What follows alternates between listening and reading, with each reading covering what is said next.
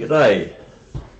Ever wished you could make a brush that was a smiley face?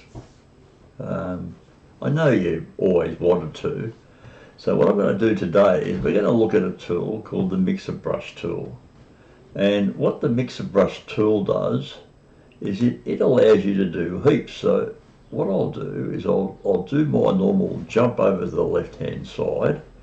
And I've done a bit of preparation here, which is a bit unusual for me. And I'll start showing you what you can do with the Mixer Brush tool. So what I did is I thought I'll do a smiley face. Everybody likes a smiley face. So what I did is I got on the net and I went to a place called Pixers and I downloaded this smiley face.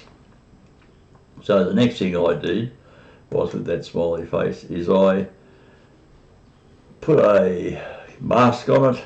You can see the mask over here, and just to show you where it is, and I got the smiley face. Okay, so now I've got a smiley face. What am I going to do with it? So I thought, well, what I'll do with it is I'll start up a new blank document over here, and then I will copy the smiley face by selecting it and just dragging it up and bringing it down, and I'll get it onto here. Now I want to make a brush out of this smiley face. How can I do that? How can you have a brush that's got all the pictures here? Well, it's not that hard actually. So what I did is I came up to here and I said, okay, what I'll do is I will go to my Mixer Brush tool. And what the Mixer Brush tool does is it has a look at what's here, and it says, I'll take what's here and I'll make it into a brush. So I'll just get the size of the brush. This is the Mixer Brush. I've selected the Mixer Brush up there, and I've just done what I said I wouldn't do, but I did. I used the square bracket to size the Mixer Brush. Now if I hold down the Alt key and click on that, it loads the image of that smiley face up into the Mixer Brush. You can see it up here, right up the top. So what I can do now is I'll get a new layer, which I happen to have ready up here, and I can click and I get it's a brush, a Mixer Brush. How good is this, eh? So this is how I make it small, and I'll do that. Yeah, it works.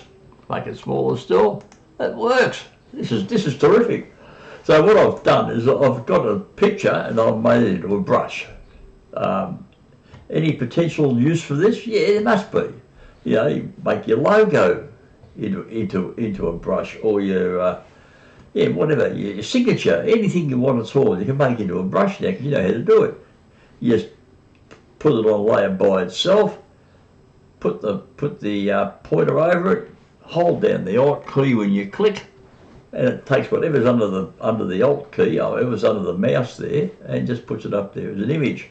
Let's have a look and see what we can do with this. I'm going to use a bit of stuff here that you really haven't done yet in the other part of the course. But what I'll do is I'll just change the spacings a little bit like that, and have a look what happens here. Love it. If I put it closer, end up with a whole lot of eyes looking at you, don't you?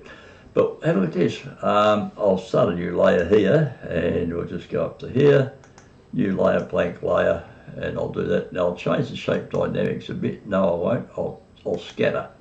We haven't done scattering, but what I'll do is I'll come to scattering. I'm going to talk about scattering in the other course I'm doing.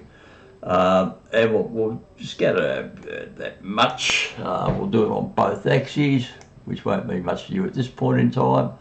And I'll do a count of one, plenty. Now watch what happens now. Boo. I love it. What we're getting is, these things are scattering all over the screen. So just imagine you want to have something like, well, maybe not a smiley face, or something else that you want to have scattered around your screen, like a bird or anything at all. You just set up this is a brush and do it, and it keeps the colour. This is the point, it maintains the colour. Most brushes don't. but a mixer brush does. Now let's have a look and see how we can save this. You see I already saved one here, but what I'll do is I've got the brush. Now the brush is set up to do all this sort of stuff, the scattering and everything like that. So what I'll do is I'll click on the little plus here and say save. I'm going to save it as a crazy face. Save it as crazy face. I'll capture the brush size in the preset. No, I won't do that. I'll see what happens if I don't. Include the tool settings. Now that's all these settings here. Right. So I'll include all them, and I'll include the colour naturally, and I'll go OK. So now what we've got is we've got a brush which is called Crazy Face. And when I select Crazy Face, I'm going to get this brush and it's going to scatter all over the joint with little faces like that. Now, I want you to look here very carefully at this little symbol here, which probably you never noticed before. If you save a brush, you usually get a paintbrush, right? The symbol here in that corner there corresponds to the type of brush that you're saving up here. Now you've got brush tool, pencil tool, colour replacement tool and mixer brush tool. I'm saving a mixer brush, so what it's done, it's got the symbol there, right? So whenever I select this brush, it will automatically change to a mixer brush and give me that. I can prove that. What I'll do is I'll close that off. I'll put a new layer on, which we like to do, and we'll turn that one off. So we've got a brand new layer. It's empty, it's got nothing in there. And what I'll do is I'll fill that with white. You know how to fill it with white, don't you? I'll fill it with white by white on my screen here is the background. So I go I'll say Alt, backspace. That fills with the foreground. Control, backspace fills with the background. Shortcuts you might know about. Okay. Control backspace and Alt backspace fills the screen with either the foreground colour or the background colour. Handy to keep in mind if you don't know that shortcut. Control backspace, Alt backspace. And that would be, I guess, I don't know what those keys are on the Apple, but I know they work. Anyway, now, so what I'm going to do, I'll go to another brush. I'll come here and I'll go to the brush tool, and I'll select myself. I'll select myself a yellow, and I'll go bing, bing, bing, bing. I'm in the brush tool. I'll say now I'll put some scattered smiley faces under this. I'll say, scattered smiley faces over the top. So I'll go to here and I'll say select the brush. Notice what I've got up here. Up the top here is the ordinary brush, right? Ordinary brush tool, and the colour's yellow. That'll stay that colour, but what will happen, the thing up here will change, the pattern up there will change.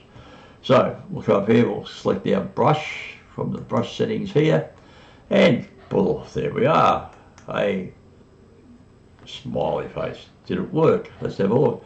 It's changed up here. We've now got the smiley brush. So yeah, we've created a brush. Can I modify that? I have a feeling there's a bug in the software. If you modify the size, you'll lose the colour. I've been reading the write-ups from all the various websites and everything like that. I'll turn off scattering, and scattering is gone. And if I want to make it a single click, of course, I'll just change that. But I'll leave it like that. So yeah, you can change the dynamics just by turning that off. You got full flexibility. I don't know about the size. I'll try the size and see what happens. I go bang, size. No, it works okay. So okay, because when I saved the brush, I didn't save it with the size. It's working. Okay, so what you can do is you can get anything at all that's interesting to you, and you can turn it into a colour brush. Colour picture brush. This is terrific. If you can't have fun with this, there's something wrong with you, I reckon. You can really have great fun with this tool. Get into it, have a look at it, and send me an email letting me know that you think it's terrific, because I can't understand why you wouldn't. Okay, see you next time.